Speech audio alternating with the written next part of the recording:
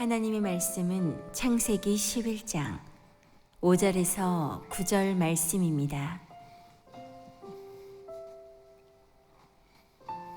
여호와께서 사람들이 건설하는 그 성읍과 탑을 보려고 내려오셨더라. 여호와께서 이르시되 이 무리가 한 족속이요 언어도 하나이므로 이같이 시작하였으니 이후로는 그 하고자 하는 일을 막을 수 없으리로다.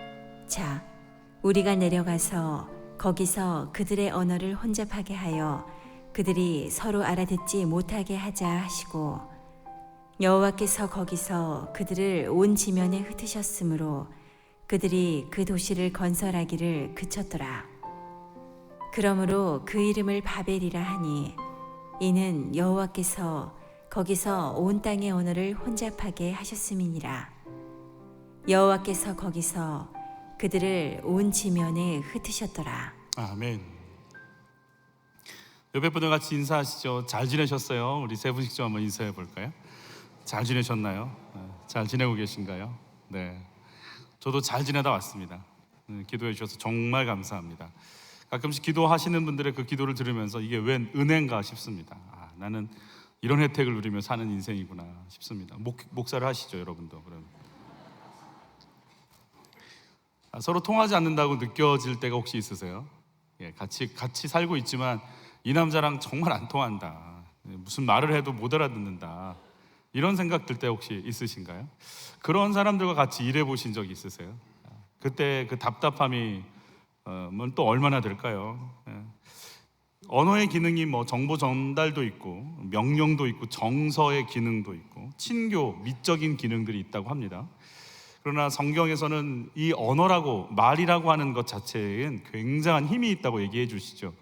하나님께서 천지를 창조하실 때 있으라 하심에 그대로 되니라 라고 하셨잖아요. 무에서 유가 나오는 가장 핵심은 말이거든요. 심지어 저희들도 계속 말을 하다 보면 그 말대로 되는 일들이 간혹가다 생기지 않겠습니까?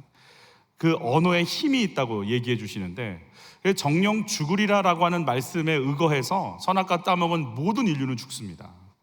900 몇 세를 살아도 죽고 800 몇 세를 살아도 죽는다라는 거잖아요. 그런데 이 말 한마디가 우리를 살려낸다고 하십니다. 같이 한번 읽어보죠. 하나님이 세상을 이처럼 사랑하사 독생자를 주셨으니 이는 그를 믿는 자마다 멸망하지 않고 영생을 얻게 하려 하심이라. 이 말을 우리가 그대로 받아들이는 순간 죽는 게 아니라, 멸망이 아니라 영원히 사는 삶으로 가버린다라는 거예요. 그러니까 말씀을 듣는다라는 건 오늘 말씀 참 좋아 이 수준이 아닌 거예요. 이 말씀을 내가 듣는다라는 건 왜 내가 이런 삶을 사는지, 이런 삶을 어떻게 이겨 나갈 수 있는지를 말씀을 통해 볼 수 있다는 거죠. 내가 영원히 그러니까 죽음을 경험해 보지 않은 우리가 영원히 산다라고 하는 믿음 속에 들어갈 수 있는 것이, 이 말씀이 내면화되고 내 영혼 속에서부터 정리가 되는 순간 죽음을 뛰어넘는 삶을 향해서 갈 수 있는 소망이 열려지는 거잖아요. 누가 이 죽음을 이길 수 있겠냔 말이에요. 제가 실수로 장례식장 가서 기도할 때마다 이제 입에 배어서 하나님 감사합니다를 하는데, 제가 부교육자 시절에 장례식장 가가지고 하나님 감사합니다 이렇게 했어요. 순간 이렇게 땀이 쭈르르 흐르면서 이건 아닌데, 이 감사가 배어갖고 기도에 배어서 이거 어떻게 수습을 해야 되나 했는데, 그날 이제 기도를 열심히 바꿨죠. 천국 가게 하셔서 감사하고 영원한 생명 주셔서 감사하고. 그러고 보니까 진짜 장례식장에서 감사라는 단어를 쓸 수 있는 사람들이 있겠냔 말이에요. 그건 우리만 쓸 수 있는 용어란 말이에요. 영원한 생명으로 들어갈 수 있으니까.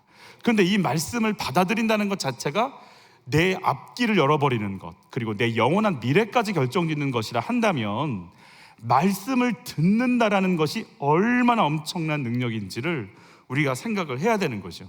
타락의 시작은 사람들이 하나님의 말씀이 아니라 뱀의 말을 받아들이는 것부터 시작을 하는 거잖아요. 따먹어봐 하나님처럼 돼. 타락의 결과가 하나님 말씀을 따라가지 않고 이제부터 뱀이 하는 말들을 따라 살아가는 삶으로 펼쳐진다는 게 타락의 결과거든요. 누구의 말을 내가 듣고 있는가? 말씀이 들리지 않는다라는 건 나는 너를 살리겠다는 그분의 말씀이 안 들리면 죽음을 향해서, 사망을 향해서 견고한 세상의 영에 붙잡힌 바 된 삶을 살아가는 삶이 끊임없이 계속된다는 걸 말하는 거예요. 그래서 여러분, 말씀이 들리는 건 중요한 문제입니다. 주의 성령께서 여러분들에게 말씀이 들려지게 하시기를 축복합니다. 단순히 아는 말씀이야가 아닙니다. 절대로 아닙니다. 설교할 때마다 선악과 얘기를 하는데 선악과를 모르는 분이 여기 누가 계실까요? 선악과를 제가 10년 정도 고민하다가 열렸어요. 10년. 알았어요. 설교도 했어요. 가르치기도 했어요. 여러분, 아는 정보가 아니에요. 그래서 말씀 안다고 얘기하면 안 되는 거예요. 말씀을 아는 거 아니에요. 말씀은 생명이니까 계속 살아서 움직이는 거예요. 어떤 목사님이 목회자 세미나 때 물으셨어요. 말씀 잘 들리세요? 그러니까 어떤 분이 그러시대요. 잘 들려요. 성능 좋던데요, 스피커. 그렇게 얘기할 수 있어요. 어떤 목사님께 물었어요. 목사님 좀 들리세요? 목사님 뭐라고 하셨냐면, 내가 우리 교인이 몇 명이고 선교지에 내가 몇 명을 파송했고 역사와 전통을 자랑하는 우리 교회를 내가 이끄는데 그럼 내가 말씀이 안 들릴 것 같소? 화내셨다는 거예요. 여러분, 그분 말씀 안 들리는 분이세요. 말씀이 들리면 내 죄가 보이고 내가 하나님께 어떻게 살아야 될까 고민이 되고 내가 어이할고 하면서 애통이 되고 내가 하나님의 말씀을 어떻게 받아들여야 될까요? 막 그 침노하는 아픔의 마음들, 연약함의 마음들이 막 고백되어지는 거예요. 그렇게 반응이 나왔다는 것 자체가 안 들린단 말이에요. 아는 말씀이요? 전 모르겠던데요. 매일 새롭던데요. 6일 동안 살면서 슬픔도 아픔도 두려움도 절망도 미움도 혈기도 좌절도 끊임없이 순간순간마다 비교의식 속에 살아가다가 오늘 오셨어요. 근데 말씀이 들리는데 아무 문제가 없다. 그게 이상한 거죠. 그게 이상한 거죠. 이것저것 그 거룩한 말씀이 들어갈 때 내 내면이 아픔을 느끼는 거 아니겠어요? 이게 더럽구나. 이게 잘못됐구나. 이게 굽어져 있었구나. 내가 패여져 있었구나. 여기가 연약했구나. 이게 막 다 느껴져야 되는 것처럼. 그래서 계속 말씀 속에 거하시는 분은 모르겠지만 그냥 덜컹하고 와버리신 분들한테 어떤 면에선 아파질 수 있어요. 말씀 듣다가 아픈 거 너무 당연한 거니까. 그게 반응이 나타나는 게 당연한 거니까 염려하지 마세요. 염려하지 마세요. 여러분, 하나님과 교제했던 인간의 언어는 어떻게 되어버렸을까? 같이 읽어볼까요? 서로 말하되 자 벽돌을 만들어 견고히 굽자 하고 이에 벽돌로 돌을 대신하며 역청으로 진흙을 대신하고 또 말하되 자 성읍과 탑을 건설하여 그 탑 꼭대기를 하늘에 닿게 하여 우리 이름을 내고 온 지면에 흩어짐을 면하자 하였더니 이들의 언어 속에요 말씀 안 들어갑니다. 이들의 언어가요 자기들의 계획, 자기들의 욕망, 자기들의 삶이 꽉 채워져서 자기 언어 속에 하나님이 들어갈 자리가 없습니다. 자기들의 것으로 채워져 있습니다. 여러분, 인간의 언어 속에 하나님 뜻 흘러가지 않습니다. 왜 언어를 잡아야 되냐면 언어를 잡는 순간 뭘 잡게 돼 있냐면 언어를 말하고 싶은 내 마음이 걸리게 돼 있어요. 그럼 내 마음이 걸린다라는 건 내 내면이 뭐가 들어있는지 금방 들통이 나게 돼 있는 거예요. 왜 자꾸 이런 말이 나오려고 하지라고 내가 의식적으로 깨닫고 멈추려고 한다는 것 자체가 언어를 멈추는 게 아니에요. 언어를 붙잡고 있는 뿔이 된 내 마음 상태를 점검해 볼 수 있는 거예요. 쟤는 왜 저런데니? 내 속에 원망이 나오고 있구나. 정죄가 나오고 있구나. 미움이 나오고 있구나. 저 사람 위해 기도할 마음이 없구나. 비판하고 싶구나. 무너지고 싶구나. 그리고 내가 내 멋대로 하려고 하는 뭔가가 이루어지지 않았구나. 내가 툭 내뱉은 내 말 잘 들으셔야 돼요. 내 말 잘 들으셔야 돼요. 내 속에서 이런 말이 욱 올라올 때 그 올라오는 뿌리가 뭔지 계속 점검해 보셔야 돼요. 그래서 언어를 다스리면 정말 하나님께서 온전한 자라고 얘기할 정도예요. 왜? 마음을 다스리고 있기 때문에 그런 거예요. 여러분, 가정에서 부부끼리 자녀들과 대화가 되세요?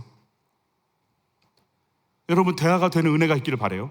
우리는 고정관념이 있어가지고 아이들이 이렇게 불만을 막 토로해요. 그러면 이 말은 뭐냐면 내가 이런 불만을 토로해도 엄마 아빠는 받아줄 뿐이구나 라는 믿음이 있으니까 하는 말이에요. 그런 믿음 없으면 아이들은 말 안 해요. 그리고 아이들이요, 두 가지 언어를 써요. 엄마 아빠한테선 모범적인 말, 교회 선생님 앞에선 모범적인 말, 목장 예배 가서는 괜찮은 말, 쇼윈도 부부처럼 살아요. 그럴 수가 없어요. 그럴 수가. 전 국민이 다 우울증 증세에 겪고 있는 것처럼 살아가는 우리들이 무슨 모범적인 말을 해요. 나오는 게 다 아픔이고 상처인데 그걸 토해놓지 않는다는 것 자체가 가증한 거예요. 목장에서 뭘 그렇게 예쁘게 하려고 그러세요? 여러분 예쁜 건 알아요. 근데 마음이 힘든 건 토해야 돼요. 내가 이 얘기해도 되는구나라고 하니까 말하는 거란 말이에요. 그걸 각오하고 받아줄 준비를 해야 대화할 수 있어요. 대화할 때 상대의 마음이 느껴지세요? 여러분, 이거 하려고 저희가 구가모를 하려고 하는 거예요. 1층에 붙어있죠, 벽보에. 지식이 아니라 마음의 대화를 해보려고, 마음의 문제를 건드려 보려고 지금 저희가. 하나님 말씀이 들리세요? 말씀의 내용이 아니라 말씀도의 역사는 하나님, 그 말씀을 맡고 있는 어둠의 세력의 역사가 느껴지세요? 여러분, 이걸 분별하면서 우리 언어가 쓰임받는 은혜가 있기를 예수 이름으로 축복하는 거예요. 계속 또 보죠. 이들을 보시는 주님 마음이 느껴지세요? 매일 큐티 말씀을 통해 나를 보실 수 있으신가요? 여러분, 주의 말씀 여러분을 간섭해 주시기를 축복해요. 나의 언어는 주로 어떤 내용을 전달하는 것에 쓰임을 받고 있나요? 두 번째예요. 같이 읽어보죠. 바벨탑과 도시를 세우고 건설하는 자들의 마음을 분별해야 합니다. 노아 홍수 지나고 나서 몇 년 되지 않은 상태에서 진행되는 일들이에요. 노아는요 600세의 노아 홍수를 경험하고 350년, 950세까지 살았어요. 그의 아들 셈은 노아 홍수 이후에 2년 뒤에 아르박삭을 낳고 그 다음 500세를 살고 죽었어요. 창세기 11장에 보면 셈함 야벳의 그 족보들이 나오는데 쭉 읽다 보면 그 아들들의 간격 차이가 35세에 누구를 낳고 30몇 세에 누구를 낳고 34세에 누구를 낳았다고 했어요. 그리고 5번째인가 6번째 때 보면 벨렉이라고 하는 때 세상이 나눠졌더라. 즉 이 바벨탑의 역사가 시작됐다라는 걸 우리가 알 수 있어요. 그거 다 합쳐도요 100년이 들똥말똥해요. 자, 그러면 노아 홍수 이후에 100여 년이 지나지 않은 상태에서 바벨탑 사건이 왔다는 건 누가 살아있다? 노아 살아있고 셈도 살아있는 상태에서 일어난 사건이란 말이에요. 하나님의 은혜로 방주를 지어서 살려냄을 당한, 구원을 받은 경험이 있는 사람들이 뻗어지 살아서 이야기를 하고 다니는데도 바벨탑이 지어졌다라는 거죠. 왜? 건진받는 은혜로 구원받았잖아요. 다 죽었는데 은혜로 살았는데 불구하고 왜 이들은 바벨탑을 짓게 됐을까요? 지금 저희가 읽으려고 하는 이 성경은 히브리어 원어를 직역한 성경이에요. 한국말로 직역한 성경이라 뉘앙스가 조금 다르지만 우리 같이 읽어볼게요. 그들이 말하였다. 자, 우리가 성과 그 꼭대기가 하늘에 닿는 탑을 우리를 위하여 짓고 하나의 이름을 우리를 위하여 짓고 하나의 이름을 우리를 위하여 만들어 온 지면 위에서 우리가 뭐 하지 않자? 흩어지지 않도록 하자라는 거예요. 성을 쌓고 탑을 건축하고 이름을 내는 이유는 뭐다? 흩어지지 말자는 거예요. 흩어지지 말자라는 거예요. 여러분, 노아 가족들이 방주에서 나왔을 때 주님이 주셨던 명령, 복이에요. 같이 읽습니다. 하나님이 노아와 그 아들들에게 복을 주시며 그들에게 이르시되 생육하고 번성하여 땅에 충만하라고 그랬어요. 이건 아담에게도 주셨던 말씀이죠. 생육, 번성, 온 땅에 흩어져야 되는 거예요. 가야 되는 거예요. 막 퍼져나가야 되는 거예요. 은혜를 아는 자들은요 흩어지게 돼 있어요. 은혜를 아는 자들은요 나가게 돼 있어요. MBTI에서 I 성향이 제가 강해요. 아무도 안 믿어요. 그런데 엄청 강해요. 지금 또 해보면 달라질 것 같은데 그런 얘기를 쭉 나누다가 어떤 목사님이 저한테 그러시더라고요. 혼자만 있고 싶어지는 이유 중에 하나는 죄성이 많아서 그래요. 그래서 그렇군요. 혼자 간다고요? 죄 짓는 거예요. 주님과 독대하지 않는 한 흩어지는 거예요. 만나고 싶은 거예요. 전하고 싶은 거예요. 생육번성 충만해지고 싶은 거예요. 근데 그 선교 명령을 어기고 싶은 삶인 거죠. 왜 이렇게 그들은 퍼져나가는 걸 막을까요? 퍼져나가면 뭐하니까? 약해지거든요. 모여야지. 노동력이 있어야지, 자본이 집중돼야지, 그리고 건축을 해야지, 도시를 건설해야지, 강해지려면 함께 해야 되고, 국방을 또 경제를 모든 걸 단단하게 채울 수 있으려면 모여야 되거든요. 그래서 흩어지지 말자, 그래서 탑 도시 이름 내자라고 얘기를 해주는 거예요. 흩어지지 말자는 거예요. 은혜를 망각하는 순간 그렇게 돼요. 감리교 신학대학교에서 교수직을 하시고 은퇴하셨던 이덕주 목사님의 나눔을 들었어요. 혼자 되신 어머니가 예수님을 믿고 나서부터 아이들을 향해서 끊임없이 했던 말이 너희들은 내 자녀가 아니야, 하나님 자녀라는 말을 계속 하셨다라고 그래요. 막둥이였던 이 이덕주 목사님이 중학교 1학년 때 충주에 계셨다고 하는데 너무 열이 많이 나서 소풍을 못 갈 정도가 됐다고 그래요.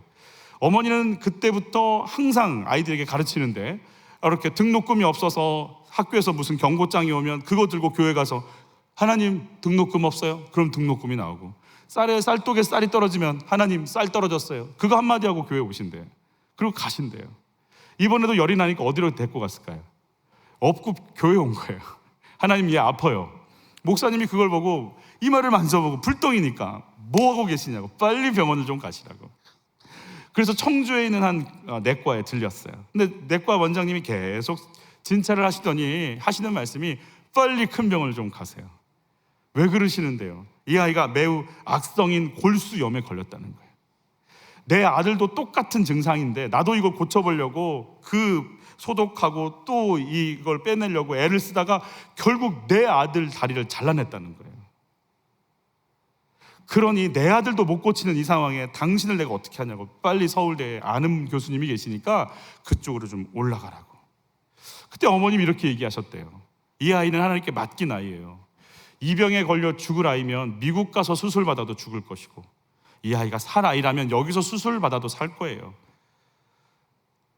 그렇게 고집을 피우시니까 의사 선생님이 이제 수술을 하러 이 아이를 데리고 수술실로 들어가는 거예요. 근데 의사 선생님이 환자인 이덕주 중학교 1학년 이 학생과 혼자 이렇게 수술 베드를 밀고 이렇게 수술실로 들어가시면서 이렇게 얘기하시더래요. 걱정하지 마. 선생님이 최선을 다할 테니까 염려하지 마. 잠깐 자고 일어나면 넌 나아질 수 있어. 이렇게 얘기한 게 아니라 못 고치는데, 내 아들 다리를 잘랐는데, 아닌데 이러고 들어가셨대요. 그러니까 이 아이가 누워있으면서 엄마는 날 버렸고 선생님은 실력이 없고 내 인생은 이들한테 맡기면 큰일 나겠다, 이런 믿음이 오기 시작한 거예요. 그리고 이 청년이 기도를 하기 시작하는 거예요. 누워서 하나님 내 다리 지켜주시면 하나님 종할게요. 이 가난한 과부의 막내 아들의 기도를 하나님 들어주셔서 한 번의 수술로 고침을 받게 돼요. 철이 들고 나서 자기를 버려주신 어머님이 얼마나 고마운지, 엄마가 날 위해 포기한 것도 감사하고, 의사 선생님의 실패를 전제로 수술했기 때문에 이런 기도가 나왔다는 걸 본인이 알게 돼요. 내 자신을 하나님께 드리겠다는 중학교 1학년짜리가 어떻게 이런 기도를 드리겠어요? 아무도 믿을 사람이 없는 거죠. 여러분도 그렇게 양육하고 계시죠? 신학생 시절에 별로 신학의 재미를 못 느꼈다고 그래요. 여름 사역을 이제 전도사니까, 신학생 때니까 의대를 가려다가 신학교를 가가지고 굉장히 신학교에 대한 불만으로 가득 차 있을 때 여름 사역도 마음에 없는 거죠. 근데 교회에서 여름 사역을 안 할 수 있는 좋은 방법 중에 하나는 기도원에 들어가서 기도한다고 하면 봐줬대요. 그래서 기도원에 갔대요. 근데 그 기도원이 어떤 기도원이냐면 저녁에 시작해서 새벽 4시까지 진짜 철야를 하는 기도원인데, 어느 정도로 뜨겁게 기도하냐면 일어나서 춤추고 방언하고 안찰하고, 자기는 그래도 학교에서 원서를 보면서 신학 공부했던 사람인데 그런 모습을 보니까 이상한 거예요. 그리고 이제 적응을 못하고 있는데 전도사라고 앞에다가 앉혀놓고 책상을 치면서 찬양인도를 하라고 그래서 그걸 쳐다보면서 야, 이거 정말 미치광이 집단이다. 그리고 계속 정죄하고 있다가 아침이 됐어요. 다들 은혜 받고 감격해하고 치료받았다 그러고 하나님을 만났다 그러는데 그 아침에 자기한테 다가오는 게 있었대요. 나는 뭐지? 나는 왜 혼자 남았지? 저들하고 나는 다르네. 이 고민이 되기 시작한 거예요. 그러면서 나는 외톨이네. 나는 정말 저 사람들하고 너무 어울리질 못하네. 내면 깊숙한 곳에서 이런 음성이 들리더래요. 나 다리 자르지 않으면 하나님의 종 될게요. 예전에 했던 그 기도가 막 이렇게 울리기 시작하는 거예요. 내가 왜 신학교에 왔지? 내가 왜 목사가 됐지? 고뇌하면서 수술실 들어갔던 그 기도, 그동안 그분을 잊어버리려고 애를 썼는데 그분이 날 잊지 않고 있는, 내가 입으로 한 약속을 지키려고 주님 인도해 나가고 계신 게 느껴지기 시작한 거예요. 하나님이 나 잊지 않으셨다. 그러면서 하나님 나 잊지 않으셨네요. 막 그 기쁨이 올라오는데 찬양이 터지기 시작하는 거예요. 그분이 날 잊지 않으셨다. 그분의 표현에 그래요. 충청도 분들이라고 원래 다 은혜 받고 나서 뒤에 가서 받는다고. 철야해서 다 은혜 받고 집에 갔는데 혼자 앉아가지고, 근데 그때부터 시작했다고 자기는. 하나님 나 살리셨다, 나 잊지 않으셨다. 앉아가지고 그 하나님을 경험하고 누리기 시작한 거죠. 내가 은혜로 산다라는 걸 망각하는 순간 우리는 강해지는 것을 잡으려고 합니다. 흩어지지 말고 탑을 쌓고 도시를 건축하자, 여기서 우리가 그 강한 힘을 누리자, 이렇게 얘기하기 시작하는 거죠. 여러분, 은혜로 사는 인생을 망각할 때 강해지고 싶은 유혹이 어떻게 찾아오셨어요? 어떻게 찾아오셨어요?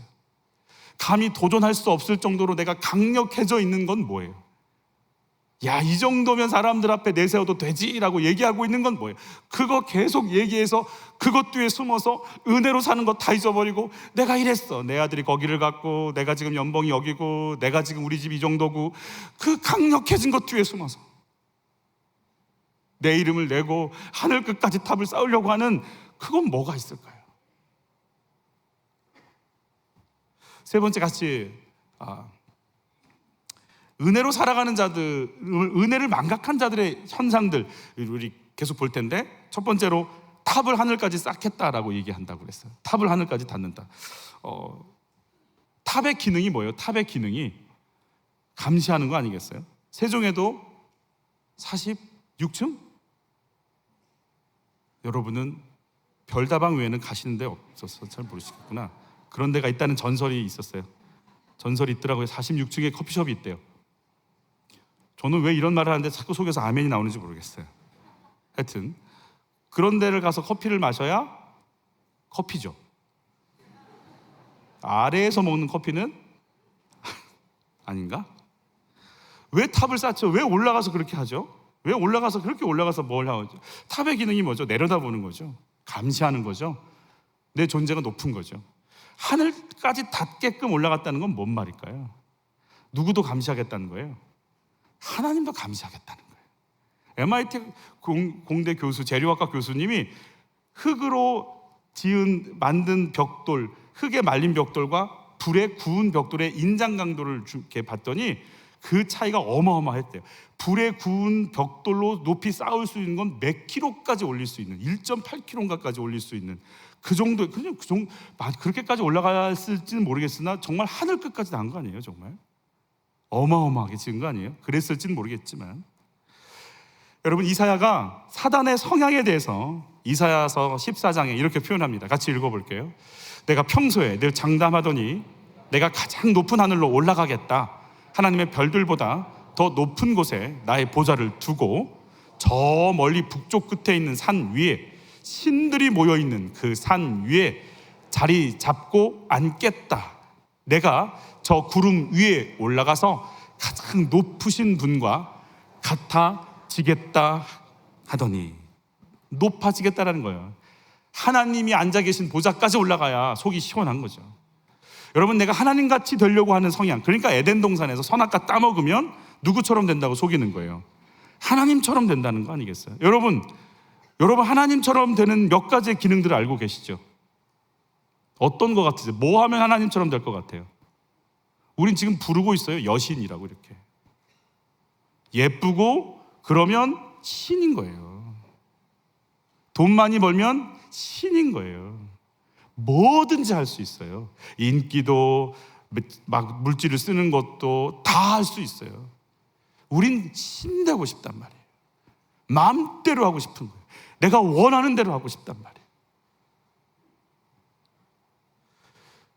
뭐라고 되어 있냐면 땅에서부터 하늘로 올라가고 싶은 인간들의 마음들, 지성이면 감천인 거예요. 노력해서 열심을 내서 먼 하나님의 자리까지 올라가려고 그래요. 근데 하나님 뭐라고 하시냐면 우리가 하나님께로 올라가는 게 아니라 하나님은 우리에게 내려오신다라고 표현해요. 그게 성육신이기도 하고요. 우리 같이 읽어볼게요.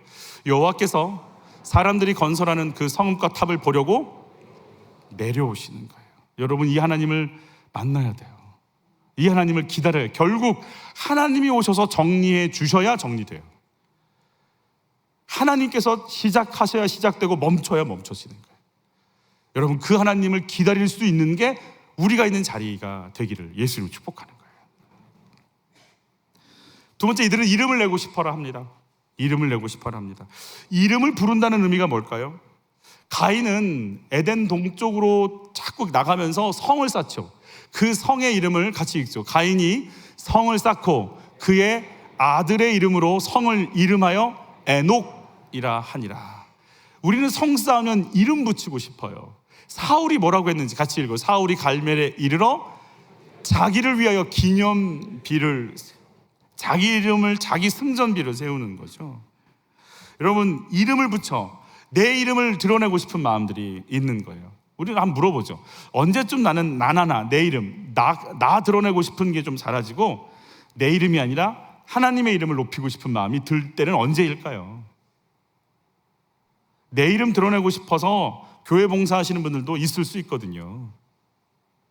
제가 설교 준비를 열심히 하는 것에 굉장히 많은 부분은 설교 잘하는 목사야라는 소리를 듣고 싶어서예요.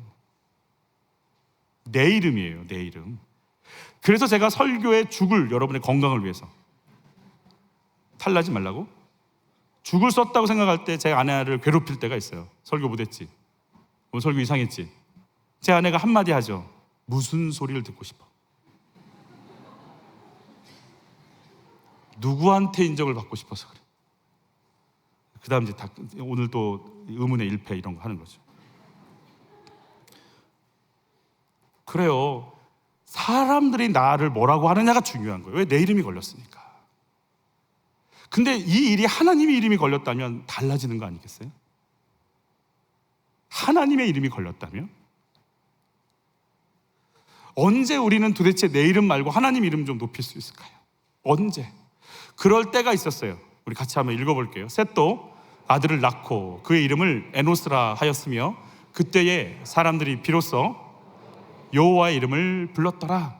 아담과 하와에서 나온 게 가인과 아벨이고 그 아벨이 가인에 의해서 죽고 나서 셋째를 주셨는데 이름이 셋이에요. 셋째라 그런가 봐요. 셋이 아들을 또 낳는데 에노스예요. 근데 에노스의 뜻이 뭐냐면 죽을 인생이란 뜻이에요. 그래서 학자들은요, 불치병에 걸렸을 거다, 죽어가는 걸 봤을 거다, 이렇게 생각해요. 그 죽어가는 인생, 끝난 인생, 한계를 느끼는 인생을 딱 마주할 때 여러분의 자녀가 죽어가는 걸 부모가 봐요. 내 아이가 죽어가는 걸 본다고요. 근데 아무것도 할 수가 없어. 그때 비로소 누굴 부른다고요?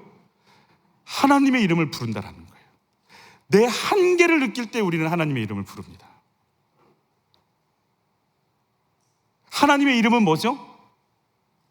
여호와 이레, 여호와 살룸, 여호와 니시, 여호와 게물라, 여호와 삼마, 여호와 로이, 보상하시는 하나님, 목자 되신 하나님, 평강을 주시는 하나님, 치유하시는 하나님, 나의 깃발 되신 하나님, 승리를 주시는 하나님.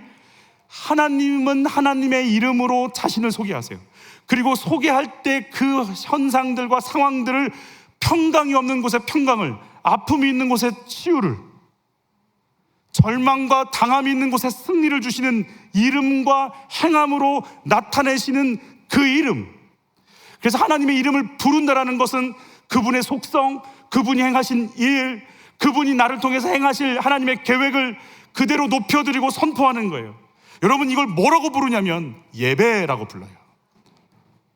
언제 예배를 드렸다고요?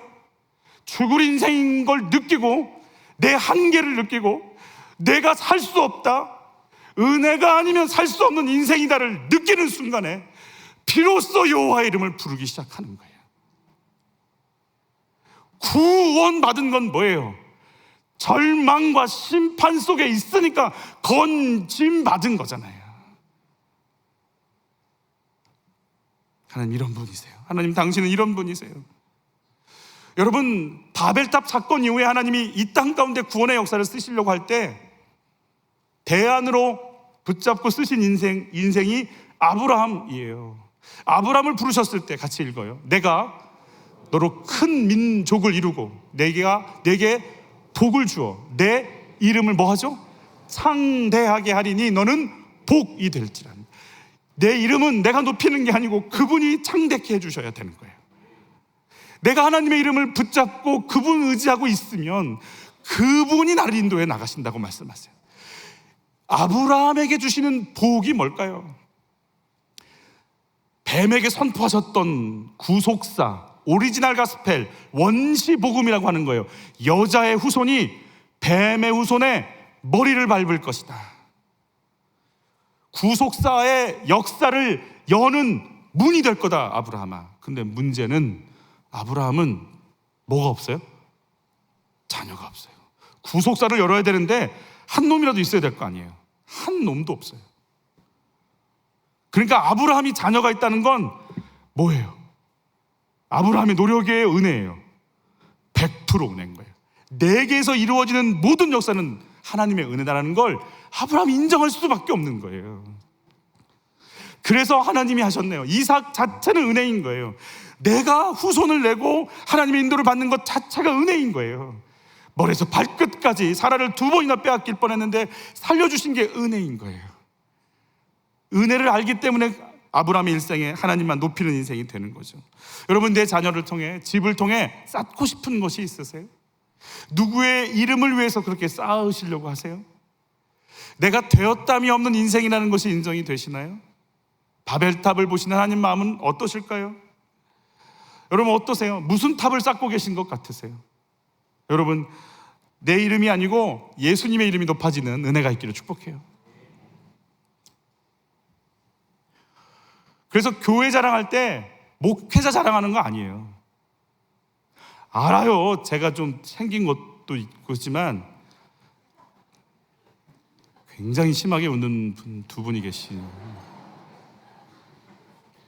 상처가 받아서. 목사 자랑하는 거 아니에요. 내가 만난 예수 얘기하는 거예요. 내가 만난 예수 얘기 할 게 없으니까 교회 자랑하는 거예요. 예수님 자랑하는 거예요. 나 말씀을 통해 예수님 만났어. 나 예수님 만났어. 그 예수님이 내 인생 인도하시고, 그 예수님이 내 아이들 만지고 계셔. 그 예수님이 내 인생에 간섭하고 계셔. 나 그 예수님 전하고 싶어라고 얘기해야 되는 거란 말이에요. 교회는 예수 얘기하는 곳이란 말이에요. 마지막 세 번째예요. 바벨탑의 역전을 이루는 인생이 되셔야 돼요. 우리 9절 말씀 같이 봤죠. 그러므로 그 이름을 바벨이라 하니 이는 여호와께서 거기서 온 땅의 언어를 혼잡하게 하셨음이니라. 여호와께서 거기서 그들을 온 지면에 흩으셨더라. 억지로 흩어지는 건 하나님 뜻이니까. 그렇지만 이들이 흩어지고 싶어 흩어진 게 아니고 억지로 흩어지게 만드시는 역사 속에 흩어져 버린 것밖에 안 되거든요. 이게 하나님 원하시는 모델은 아니에요. 흩어진 건 맞지만 하나님의 이름을 높이고 하나님의 말씀을 들으려고 순종하고 기다리고 그분의 생명, 생육, 번성, 충만한 삶의 통로가 되려고 흩어지는 삶을 가는 게 원뜻이죠. 구약은 일단 흩으셨어요. 그러나 하나님의 마음을 품고 흩어지는 그날이 언제일까요? 내 삶의 구석구석까지 가라고 하시는 그곳, 바로 그곳에 가서 복음을 전하는 삶을 여는 것, 바로 오순절 성령께서 오시는 그 이후부터 그렇게 되는 거죠.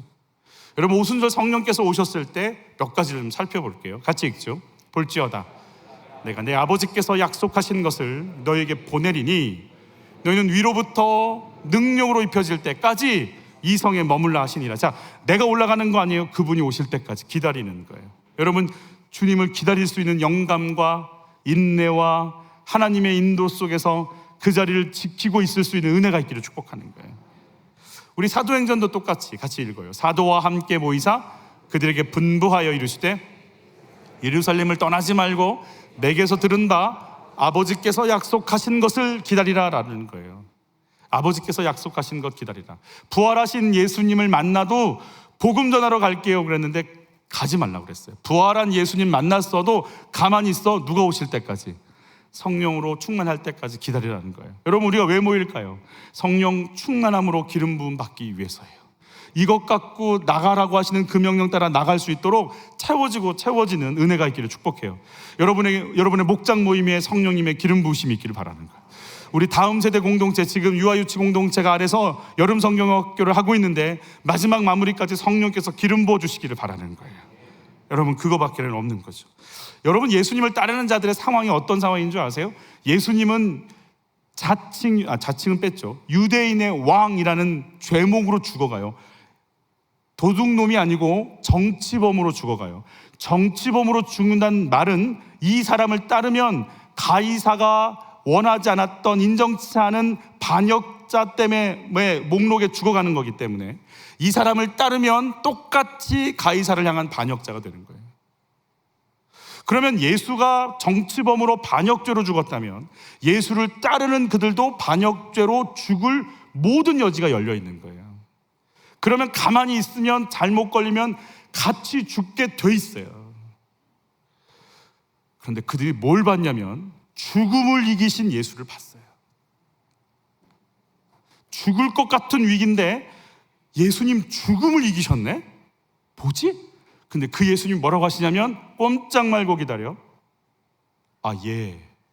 그럼 뭔가 알 수 없는, 뭔가 우리의 생각을 뛰어넘는 것들이 일어나고 있다는 걸 느끼고 그 자리를 지키는 거예요. 내 인생 내가 어떻게 해보려고 하지 않아요. 딱 멈추고 기다리는 거예요. 주님이 임하실 때까지. 흩어지는 인생, 흩어지지 않으려고 하는 인생들의 특징이 자기의 이름을 낸다고 그랬죠. 근데 성령이 임하시고 나서 이들의 인생이 어떻게 됐는지, 베드로가 성전 미문에 앉아있던 안전뱅이를 일으켰을 때 사람들이 베드로를 향해서 이렇게 달려왔을 때 했던 반응이에요. 같이 읽을게요. 이스라엘 사람들아, 이를 왜 놀랍게 여기느냐? 우리 개인의 권능과 경건으로 이 사람을 걷게 한 것처럼 왜 우리를 주목하느냐? 그 이름을 믿음으로, 그 이름이 너희가 보고 믿는 이 사람을 성하게 하였나니. 나 아니야. 내가 기도해서 된 거 아니라고. 나 집중하지 말라고 예수님이 너한테 그렇게 하셨다고. 그 이름이 했다고. 그리고 베드로가 철저하게 예수 이름을 높이기 시작합니다. 이걸 산헤드린 공의회도 압니다. 그래서 뭐라고 얘기하는지 같이 읽어봐요. 그들을 불러 경고하여 도무지 예수의 이름으로 말하지도 말고 가르치지도 말라 하니 베드로와 요한이 대답하여 이르되 하나님 앞에서 너희의 말을 듣는 것이 하나님의 말씀을 듣는 것보다 옳은가? 판단하라. 예수 이름에 삶을 걸면 그렇게 무섭던 것들도 무서워하지 않고 담대히 서서 말할 수 있는 능력과 용기를 주십니다. 전 여러분들에게 그런 은혜가 임하시기를 축복하는 거예요. 세상을 향해서, 물질을 향해서, 질병을 향해서, 관계 어려움을 향해서, 내 자신의 두려움을 향해서 내가 하나님 말씀 듣는 게 나아. 아멘? 내 속에서 그럴 거예요. 네가 한 게 뭐가 있어? 돈이 있어, 얼굴이 예뻐, 집이 돼, 직장이 좋아, 네가 뭔데? 라고 얘기하는 나를 향해서 네 말보다 하나님 말씀 듣는 게 옳아. 내가 네 말 듣지 않을 거야. 내가 말씀을 들을 거라고 라고 얘기하는 음성, 그 음성을 들을 수 있는 귀가 열리게 축복하는 거야. 너 예수 따라가다간 죽어? 죽지 뭐. 죽으면 천국 가니까. 누가 맞겠어요?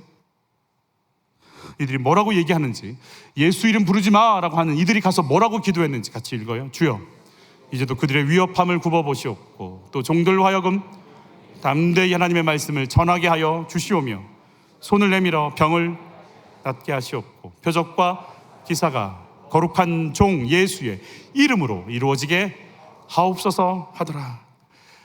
예수 이름 부르지 마. 가자마자 하는 기도가 예수 이름으로 표적과 기사와 능력과 권세가 나타나게 하여 주시옵소서.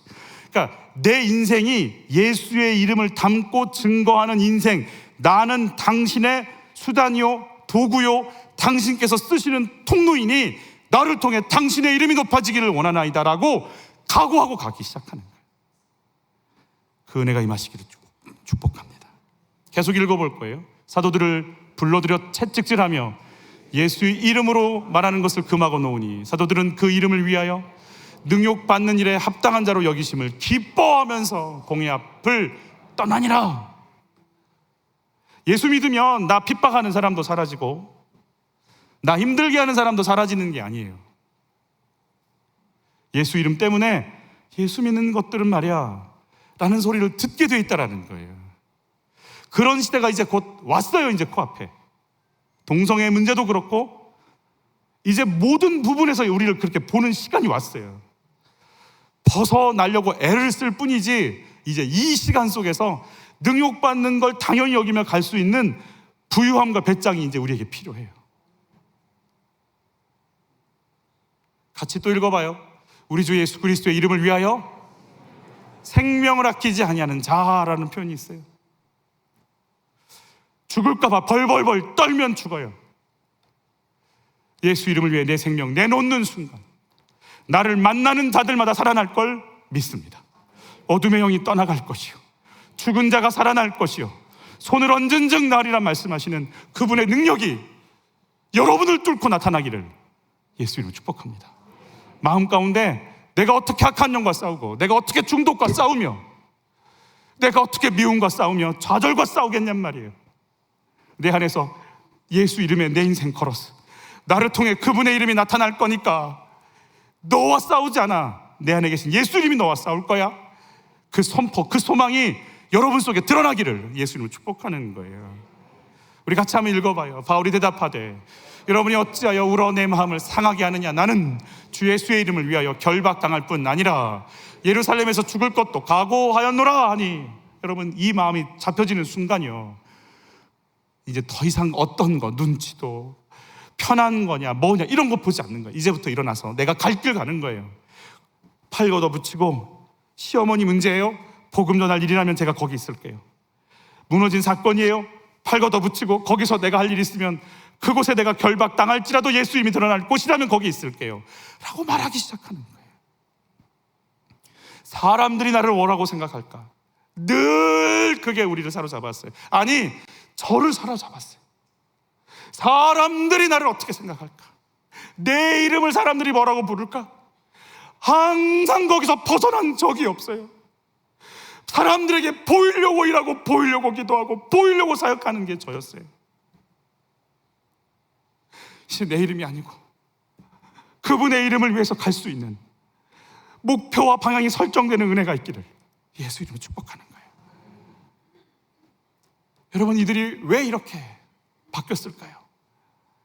성령께서 임하신 오순절 사건 때문에 그래요. 우리 다시 한번 읽어볼게요. 오직 성령이 너에게 임하시면 너희가 권능을 받고 예루살렘과 온 유대와 사마리아와 땅끝까지 이르러 누가 되어? 예수님의 증인이 되리라 하시니라. 할렐루야. 저는 예수님의 증인이 될 수 있도록 예수가 사망 권세를 밟아버렸기에, 죄와 사망을 밟아버렸기에, 질병을 밟아버렸기에, 어둠의 영들을 밟아버렸기에 지식이 아니라 내 영혼이 그걸 얘기할 수 있도록 여러분들에게 경험시켜 주시기를 예수 이름으로 축복합니다.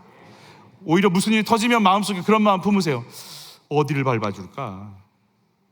어디를 밟아줘야지 내가 예수의 증인이 될까? 확 밟아버려야겠다. 미움도 밟아버려야겠다. 두려움도 밟아버려야겠다. 우리 집에 들어온 이놈의 저주를 밟아버려야 되겠다. 예수 이름으로 밟아서 내 평생 예수께서 내게 행하신 일을 좀 보라고 증거해야 되겠다. 아, 예수 경험할 사건이 왔구나. 여러분 이 소망들이 여러분에게 넘치시기를 예수 이름으로 축복하는 거예요. 오순절날 뭐가 왔길래 그럴까요? 우리 오순절로 잠깐 돌아가 볼게요. 같이 읽죠. 다 놀라 신기하게 여겨 이르되 보라 이 말하는 사람들이 다 갈릴리 사람이 아니냐?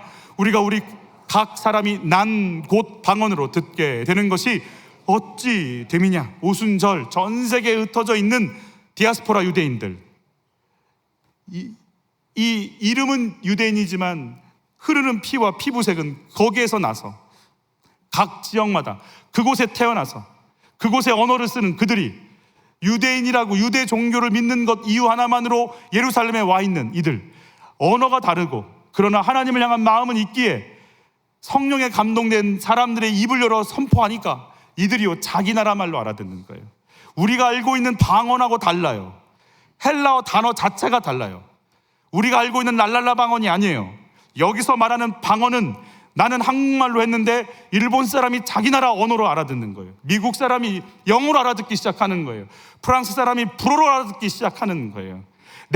내가 말을 했는데 자기 나라 난 곧 태어난 곳의 말로 알아듣는 건 뭐지? 라고 얘기하는 거예요. 분명히 저 사람이 갈릴리 방언을 하고 있는데 왜 내가 내 나라 말로 알아듣고 있지? 하고 자기들이 놀라기 시작하는, 흩어져 있던 이들이 돌아와서 같은 생각, 하나님의 말씀을 듣고 변화된 그 상태가 돼서 다시 흩어져서 복음을 전 세계에 뿌리기 시작하는 사건, 그게 바벨탑의 회복이 이루어지는 오순절 사건이라고 말씀하고 계신 거예요. 창세기에서는 어쩔 수 없이 죄를 짓게 되므로 흩어지게 됐어요. 근데 성령이 오시면서 소통이 되기 시작하는 거예요. 소통이 되기 시작하는 거예요. 주님이 가라가시는 곳으로 가서 흩어져서 그 일을 감당하는 거예요. 강력해지는 것이 삶의 목적이 아니라 은혜 속에 살고 있다는 것. 그래서 하나님의 인도 속에서 그분의 이름을 높이면서 그분의 인도를 따라가겠다는 것이 소망이 되는 인생. 내가 주인이 아니라 그분이 주인이 된 인생이에요. 여러분, 잘 흩어지는 은혜가 있기를 축복해요. 조선족 교회에 가서 복음을 전할 때였어요. 같은 언어, 같은 성령, 같은 마음이 뭔지 알겠어요. 가정교회였는데 성경을 읽고 또 읽어서 성경을 너무 읽으면 이렇게 막 벌어지는 거 아시죠? 끊임없이 와서 묻는 거예요. 제가 그때 신학교 1학년 때였어요. 뭘 알겠어요? 나도 안 읽는데 성경을. 고조 이게 무슨 뜻입니까? 이거요. 부활절 때 설교했어요. 끝나고 막 찬양을 하더라고요. 정말 잘 노시더라고요. 찬양 딱 끝나고 뭐라는 줄 아세요? 고조 한 번 더 합시다 예배. 예배도 앵콜이 있다는 걸 그때 알았어요. 제가 또 오죽 길게 있겠어요. 2시간 동안 했는데 또 하세요. 목말라서요. 목말라서요. 거기만 그러겠어요. 인도에 핍박받는 그리스도인들은요, 아프리카에서 핍박받는 그리스도인은 그러지 않겠냐고요.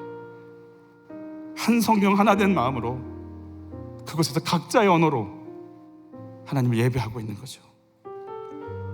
이덕주 목사님의 어머님이 이렇게 고백해요. 자고 있는 너희를 보는데, 내 자녀라고 생각했는데 이제 하나님께 바치기로 한 날 너희를 보는데 4명이 누워있는데 무섭더래요. 무겁더래요. 두렵고 떨리는 마음이 임하더라는 거예요. 여러분, 내가 은혜로 되어 있고 내 인생 주인이 내가 아닌 것을 아는 순간 내게 주어진 모든 건 하나님의 일입니다. 그 다음부터 내가 하지 않습니다. 하나님의 일을 하는 겁니다. 신령해집니다. 나를 왜 교단에 세우셨나? 나를 왜 소방관이 되게 하셨나? 나를 왜 경찰이 되게 하셨나? 나를 왜 사업하게 하셨나? 내가 왜 오늘 이 회사를 다니나? 이게 하나님의 은혜요 계획과 섭리라는 게 느껴지는 순간 내 공기, 나와 만나는 사람, 관계, 시간, 흐름, 모든 게 하나님의 역사인 걸 인정하게 되는 겁니다.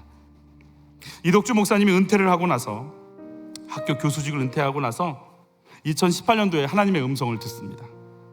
산책을 하다가 됐다 하고 일어나서 가려고 하는데 주께서 이런 마음을 주시더랍니다.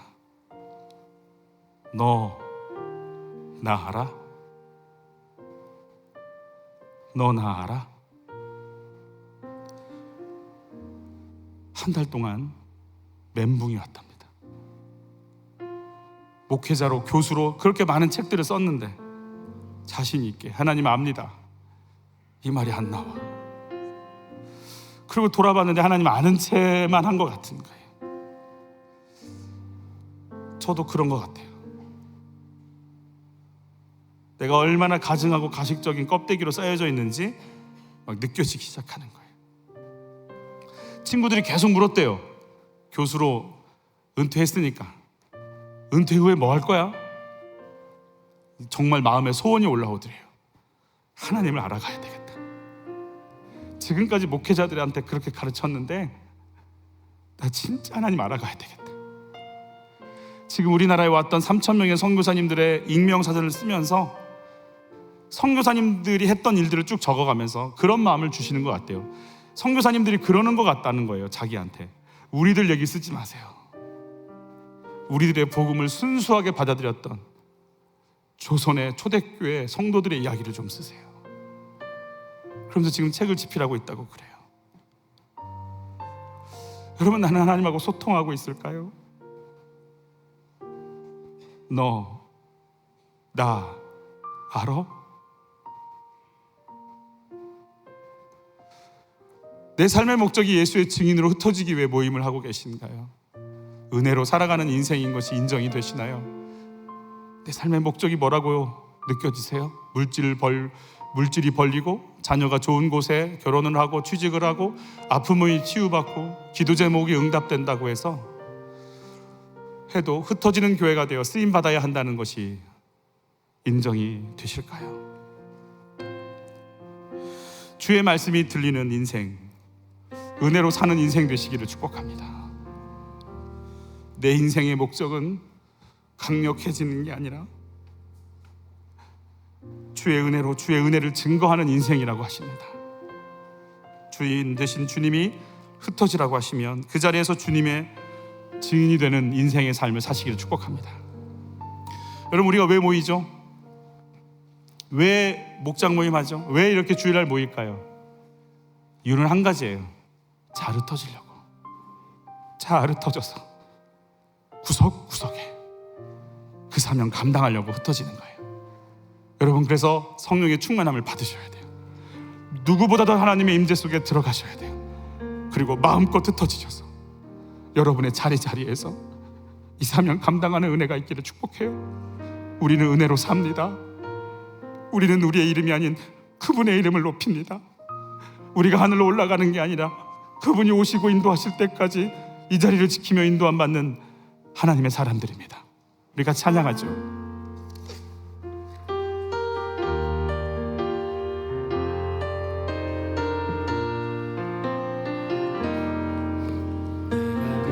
그려왔던 모든 것들이 내가 지나왔던 모든 시간이 내가 걸어왔던 모든 순간이 당연한 건 아니라 은혜였어. 내가 뜨고 저녁에 노을 오늘 꽃향기와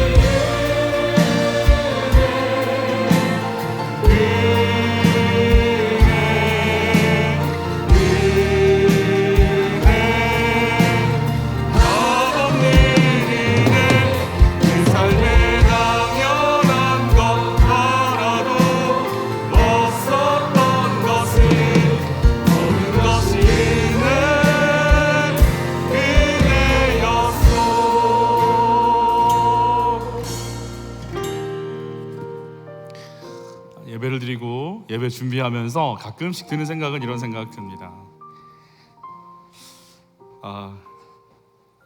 이 견고한 진과의 싸움을 우리가 싸우고 있구나. 네 인생 네 거야. 네가 얼마나 노력했는데 그래. 네 인생 네 거라고. 이게 콱 하고 부닥치는 것 같아요. 내가 하나님의 은혜로 되어 있다고? 맞아요. 근데 지금도 사단이요, 여러분들에게 그럴 것 같아요. 찬양하면서 정신 차려, 넘어가면 안 돼, 목사 말에 몇 분이나 들었다고 네가. 그래서 제가 길게 하는 거예요. 넘어오시라고. 좀 더 하면 확 넘어올 것 같은데. 정신 차려, 네 인생 네 거야. 야, 무슨 은혜야, 은혜는. 네 이름 걸어요. 정신 차려. 강해지는 거야. 설득당하지 마. 원래 했던 대로 해. 왜 그래? 너답지 않게 왜 그래? 너답지 않게 왜 그래? 이것과 싸워야 될 것 같아. 이 무서운 충돌이에요. 정말 무서운 충돌이에요. 이거 바뀌지 않고 나가면 좋은 말 듣고 온 것 같긴 한데 무슨 소리인지 모르겠어.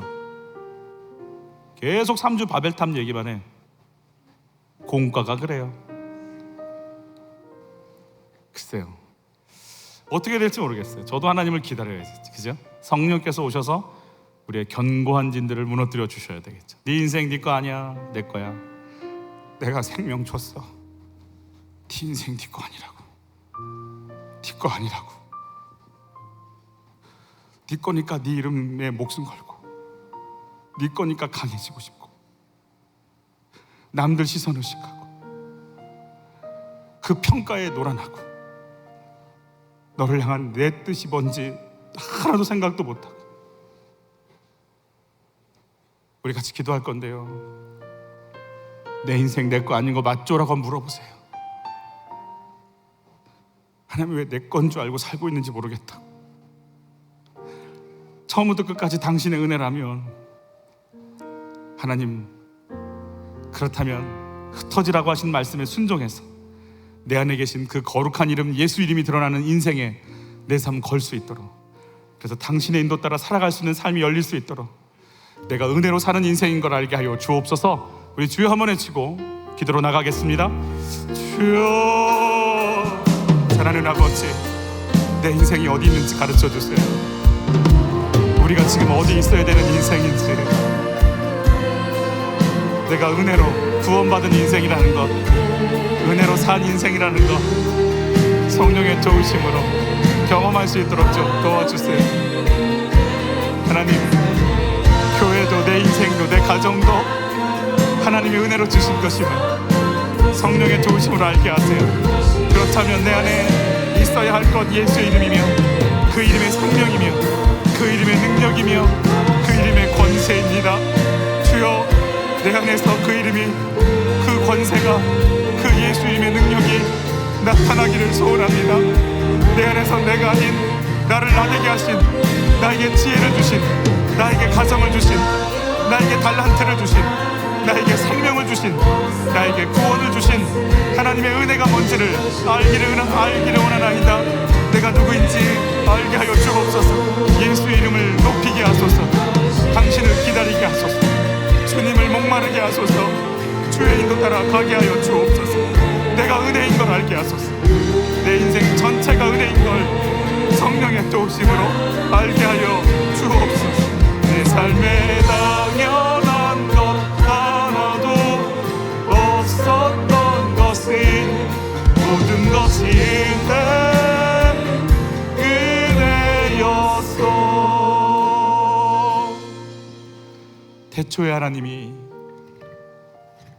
천지를 창조하시니라. 나도, 내 삶도, 내 시간도 주님이 창조하셨습니다. 끝까지 내가 이거 인정하지 않으려고, 내 거라고, 이거 내 거라고. 하나님, 내가 언제까지 당신을 거부하고, 언제까지 똑같이 에덴 동산에서 했던 그 우를 똑같이 나도 그러고 있습니다. 그래서 강력해져야 하고 내 이름 높아져야 되고, 하나님, 내 상태가 그렇고 은혜를 모르기에, 생명 주신 하나님을 모르기에, 영원하신 은혜를 모르기에, 영원한 생명을 모르기에 너 나 알아? 주여, 뭘 알까요? 뭘 알까요? 나의 생명, 나의 주인 되신 주님이 느껴지지 않고 인정이 되지 않는 우리를 불쌍히 여겨 주옵소서. 이제부터 우리가 한 번도 걸어보지 못했던 육하 원칙에 쌓여서 딱 이렇게 되니 이렇게 되었다라는 것에 갇혀서 단 한 발자국도 내밀지 못했던 우리 인생 가운데 은혜가 뭔지, 부어주시는 게 뭔지, 선택하신 게 뭔지, 인도하시는 게 뭔지, 채우시는 게 뭔지, 금리가 오르고 기름값이 오르고 생필품값이 오르고 취업은 더 어려워지고 기후는 마음껏 바뀌어가고 무엇 하나 제대로 숨 쉴 것 없는 것 같은 삶 속에, 광야 같은 이 세상 속에 은혜가 뭔지, 나를 세우고 나를 보호하시고 나를 먹이시는 게 뭔지 성령의 도우심으로 우리를 알기를 원하나이다. 성령 하나님, 한 분 한 분들에게 오셔서 우리를 이끌어 주옵시고, 이 상황 속에 내가 살아있다, 내가 너희를 인도해 나간다 하시는 주님의 인도하심 따라 순종하며 내게 주어진 그 자리들 속에 모이고 흩어져 복음을 증거하는 통로 되기를 원하나이다. 물질을 내놓았나이다. 많이 있어서 내놓은 게 아니라 주님 거니까 내놨습니다. 연약한 자들, 없는 자들, 부족한 우리들을 채우소서. 그리고 이끄소서. 우리 가정을 만져 주시옵소서. 예수님의 이름으로 기도하옵나이다.